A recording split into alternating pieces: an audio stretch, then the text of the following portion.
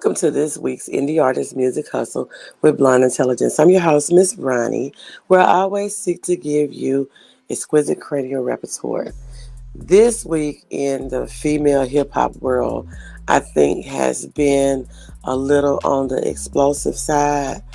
There, if you don't know, has been I guess you would call it to me it's more than a rap beef. It is true colors and feelings coming out between Nicki Minaj and Megan Thee Stallion. There has been cyberbullying, intimidation, victim shaming, a series of social media posts, and even ending up with a diss track. And my question is, how far is too far? Is making fun of someone's deceased parent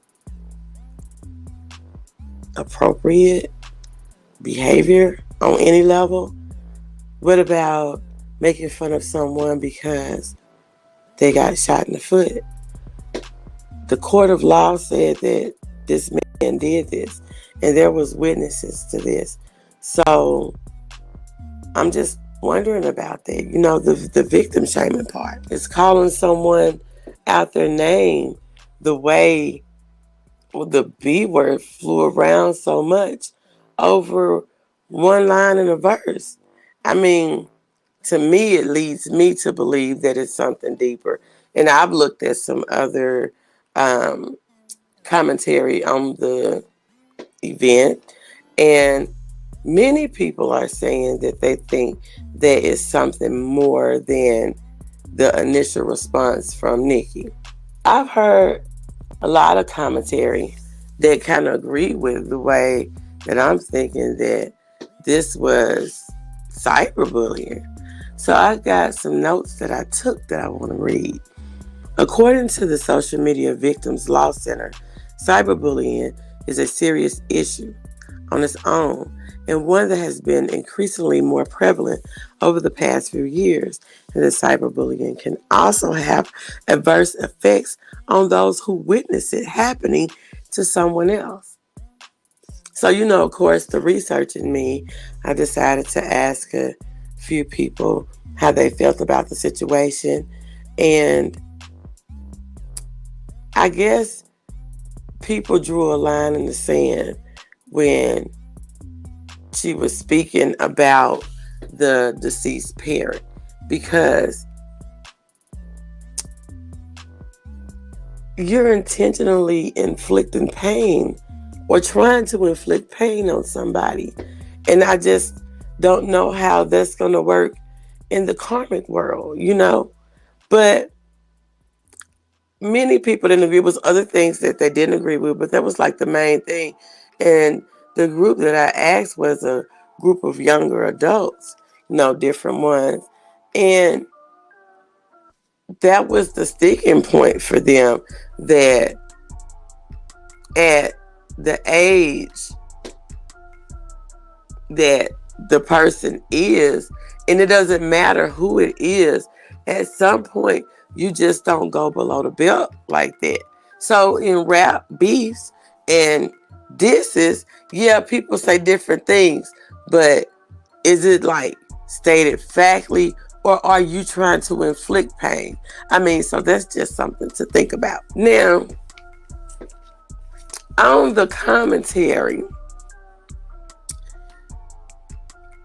I don't know, I've had this conversation over and over and over again with different people, and it does not matter the color.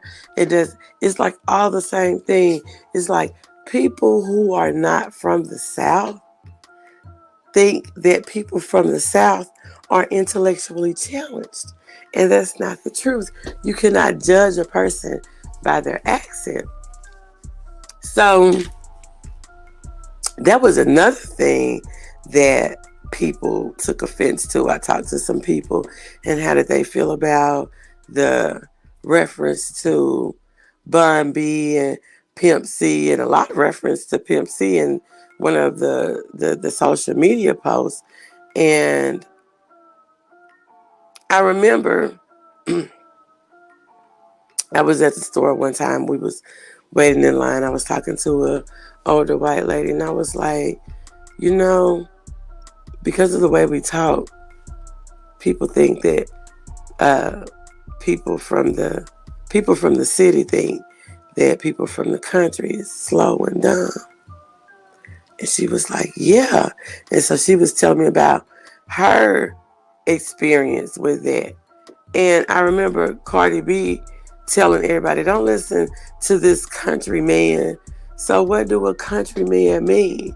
And when Nicki was using the country accent and was talking about um, Pimp C and Bun B and who you want to be, Pimp C or Bun B. And that was like super disrespectful because people from the South, you don't mess with the underground kings. And so I was watching a reaction video and there was one guy, he was like, no, Nicki, no, no, no, no, no, no, no, no, no. Should I cut this out? No, no, no, no, no. And it was like so many people saying it. But I watched Blue Nola Tarot, and she's out of Louisiana. And she was saying that at this point that, in her opinion, that Nicki don't care. She feels that she's right.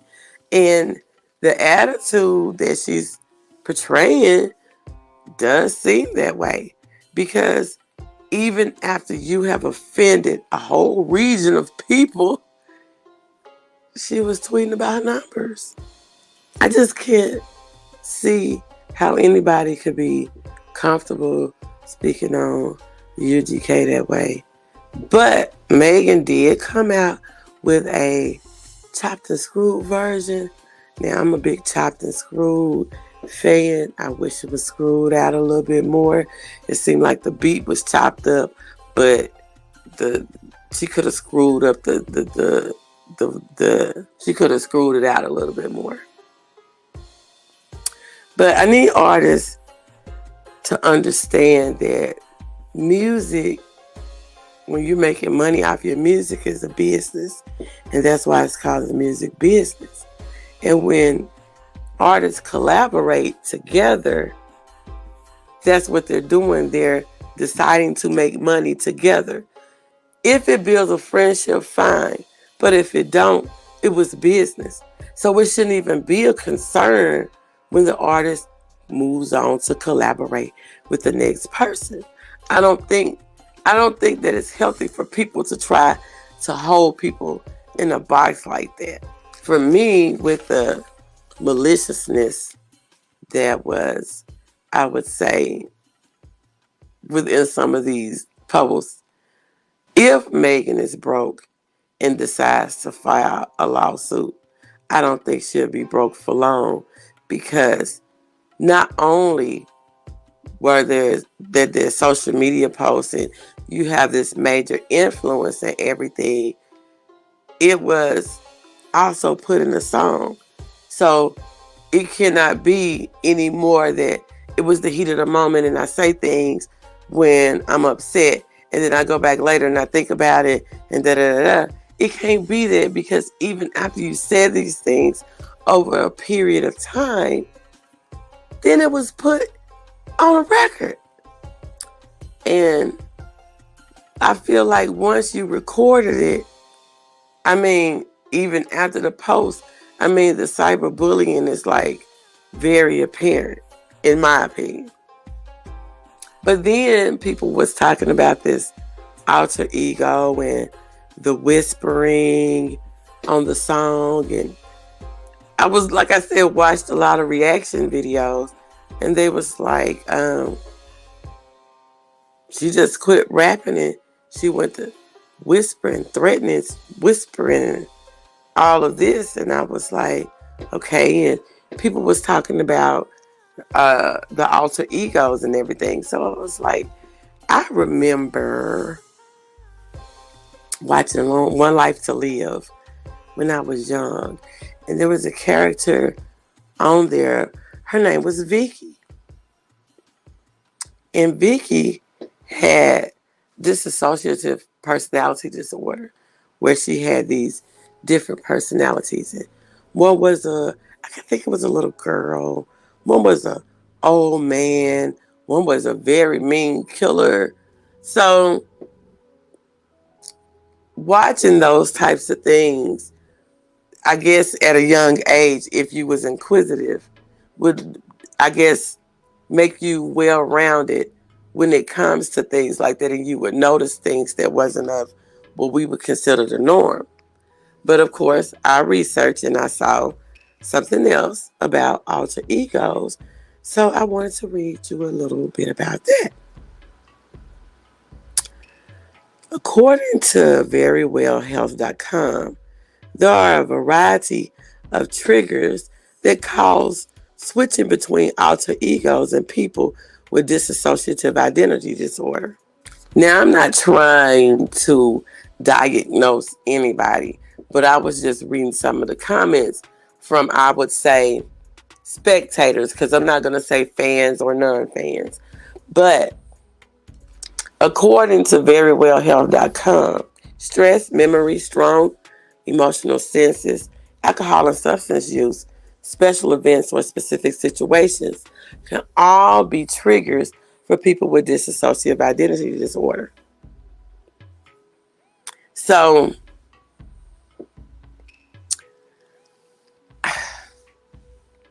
I think sometimes people have to quit being so mean and look for people's special way of saying that they need some type of intervention. And I know I read a lot of comments of people saying somebody take Nicki's mic, and somebody, I mean, they were saying different things like that. And some of the comments were, I would say, truthful. Some of the reviews were truthful. I agree with a lot of the commentary. I even watched some of the commentary on how people felt about the way she was coming at Megan off of that one line. But I'm going to say this. Throughout hip-hop and rap, there always be some rap beefs. And some of them be for real. And we can see the state of how things are going now with all the murders and everything that has been happening in the hip-hop world. And I hate to see women beef. I really do, especially in hip-hop. I don't like that.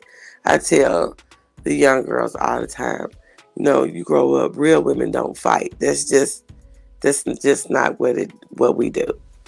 And like I said, I hate this rap beef, and I hate hidden below the belt. But as an artist, you have to remember that this is a business, and you are to, at your very best, try to stay professional. And when you handle your business, knowing that you have to be a professional, try to do that at all times, because this letting personal things, as they said, put it in the music, but trying to taunt somebody, I think would possibly get you into a legal situation.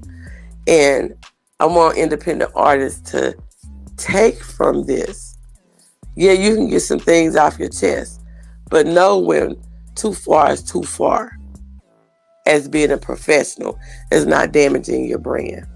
I'm going to say that and leave you with that today. You can find us on all podcast platforms.